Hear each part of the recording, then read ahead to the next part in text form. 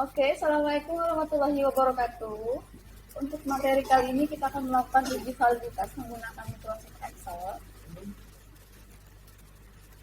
Oke, di laptop atau di komputer kalian atau di device apapun, kita coba lihat Excel-nya. Excel saya ada 2013, Excel 2013, saya klik.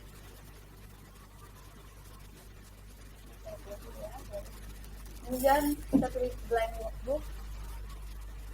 Oke, di sini sudah keluar spreadsheet. Kita akan membuat atau mengolah kuesioner atau angket dari suatu penelitian. Katakanlah kita punya beberapa kuesioner yang sudah diisi.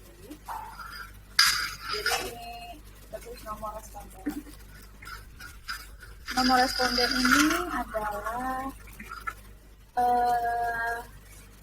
orang-orang yang sudah mengikuti kuesioner kita. Kita match. Oke, kemudian di sini adalah nomor item instrumen. Nomor item instrumen ini adalah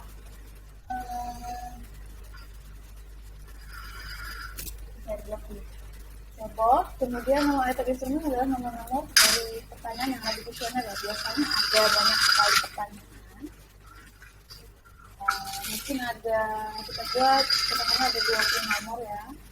Tapi biasanya ada lebih dari 20 nomor di sana pertanyaan kuesioner. Ini kita klik, kemudian kita tarik ke nomor 2. Ini ada tanda plus warna putih, taruh di ujungnya kotaknya sampai jadi tanda plus, kemudian kita tarik sampai nomor 20. Oke, karena kita mau ada 20 pertanyaan kuesioner. Oke, kemudian nomor responden ini saya buat juga. Ini katakanlah kita punya responden sekitar 30 responden ya. Ini kita klik juga ini, kemudian tanda plus ini sudah tahu sebagai sama ya, tanda plusnya dipengaruhkan dari kita tarik ke bawah. Katakanlah ada 30 ya, 30 orang yang mengisi ya, 30 responden. Oke, ini kita rapikan, kita taruh di sisi kanan, ini kita masih di sisi kanan, kita klik ini. Oke. Nah, ini di dalamnya ini adalah isiannya, isian dari misalnya kita kuesioner menggunakan skala Likert. Biasanya kalau kita disuruh mengkaji kuesioner itu ada setuju, kurang setuju, ya. Kemudian sangat setuju, tidak setuju. Nah, biasanya itu kalau kuesioner angka 4 itu menunjukkan sangat setuju, angka 3 itu menunjukkan setuju, kemudian 2 itu kurang setuju, dan 1 itu tidak setuju. Nah, katakanlah orang yang pertama ini menjawab pertanyaan nomor 1 dia sangat setuju, kemudian pertanyaan nomor 2 dijawab tidak setuju, kemudian pertanyaan nomor 3 bisa dijawab kurang setuju, kemudian nomor 4 dijawab setuju, ya, dan seterusnya. Apa ya?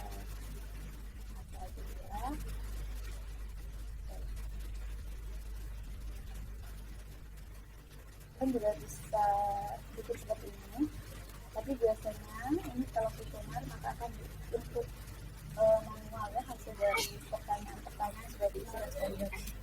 Oke, ini juga kita bisa isi asal.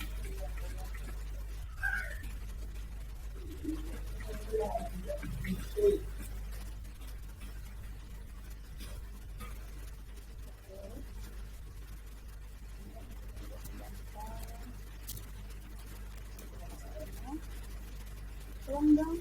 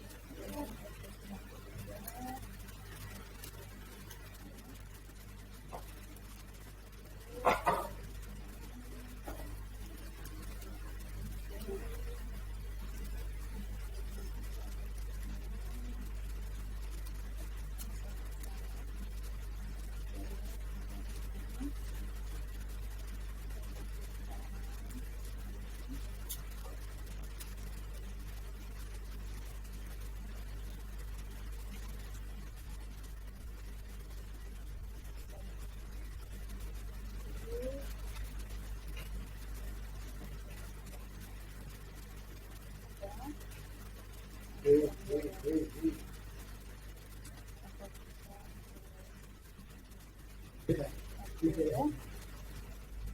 sudah tulisannya ini sudah jawab semua, sudah kita input sampai dari kuesionernya itu. Kemudian nomor ini kayak nomor J aja. Oke, ini dari kotak ini.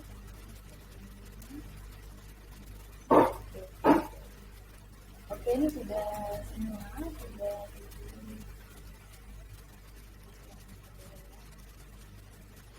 Nah, ini adalah hasil dari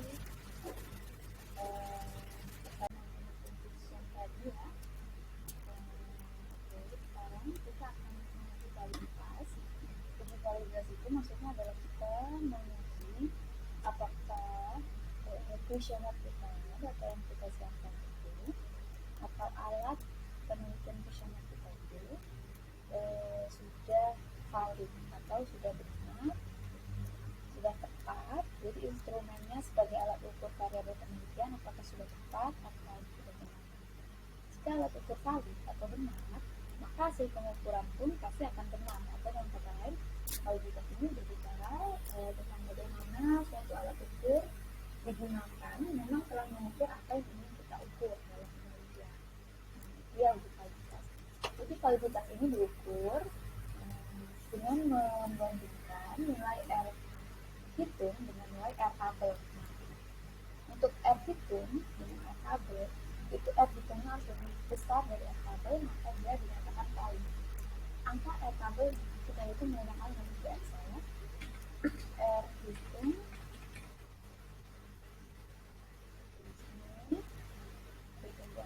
sama dengan korelasi ya. Jadi uji validitas ini melihat korelasi antara setiap instrumen dengan total instrumen itu ya. Korelasi.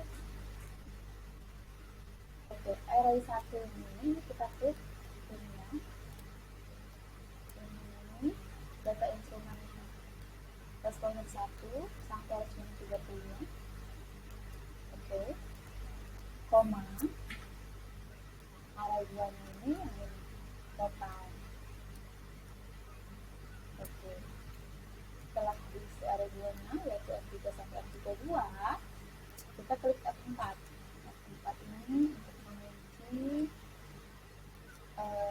nilai totalnya tadi ya. Kalau sudah dikunci maka muncul simbol dolar.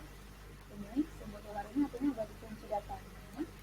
Artinya akan berubah kalau kita drag atau kita tarik ke kanan. Oke, ini nilai R hitung. Ini kita drag, yaitu cari tanda kuesioner kita di sini, kita tarik ke sini, maka dia akan menghitung secara otomatis ya, karena kalau itu satu-satu lama. Oke. Setelah ketemu R hitungnya, kita tulis R tabel. R tabel ini tergantung dari nilai signifikansi ya, signifikansinya. Kita akan memakai nilai signifikansinya itu 5%. Artinya kalau nilai signifikansinya 5%, maka confidence intervalnya atau derajat keyakinannya, confidence intervalnya berarti 95%. Ini standar yang dipakai secara common atau sudah sering dipakai. Jadi ini ya, nilai signifikansi 5%, maka tingkat kepercayaannya 95%. Nah, nilai R tabelnya ini kita lihat di tabel yang sudah diuji oleh teori. Kita bisa searching ya, kita tidak punya itu, kita searching R tabel.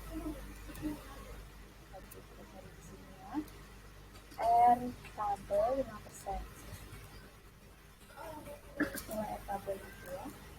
Ini kita klik gambar ya. Ini ada banyak, kita klik salah satunya. Ini karena nilai dari sampel kita di 30, nah, maka kalau 5% adalah 0,361 ya. Kalau 1%, maka 1%, maka kalau 1% dengan 30 responden, maka nilainya 0,463. Ini lebih signifikan ya, karena derajat keyakinannya lebih tinggi, yaitu 99%. Tapi standar yang dipakai oleh penelitian 95% saja derajat keyakinan, supaya tidak terlalu mepet, makanya kayak terlalu kuat ya. Jadi yang paling standar itu ya 95%, kita pakai derajat signifikannya 5% di angka 0,361. Kenapa 0,361? Karena dia 30 sampai. Oke, 0,361. Kita masukkan nilainya 0,361. Oke. Ini kita gerak atau kita tarik ke samping. 0,361 sudah dapat nilainya ya. Sekarang apakah dia valid atau tidak? Saya kasih tulisan valid atau tidak ya. Valid atau tidak valid. Rumusnya adalah rumus fungsi if ya. Jika logika tesnya R itu lebih besar dari R tabel ya, koma, ini koma ini bisa titik koma, bisa koma, tergantung komputernya. Saya coba koma dulu, sepertinya komputer saya logika tesnya ini pakai koma. Kemudian value of true ya, jika lebih besar maka dia valid.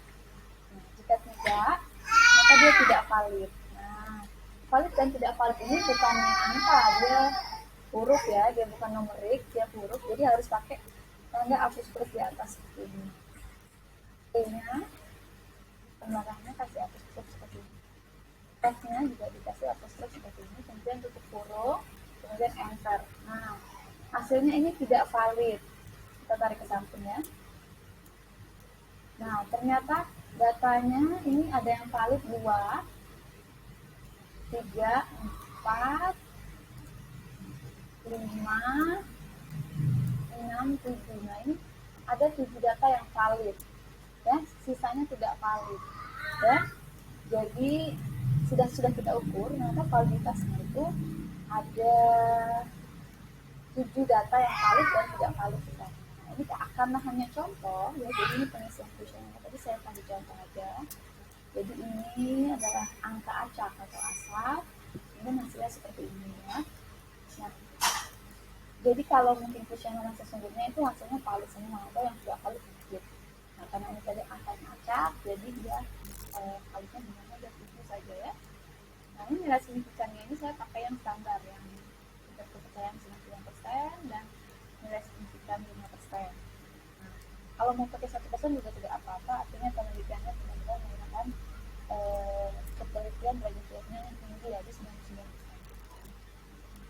Oke, sekian materi untuk uji validitas pengolahan kuesioner atau angket di Excel. Terima kasih. Assalamualaikum warahmatullahi wabarakatuh.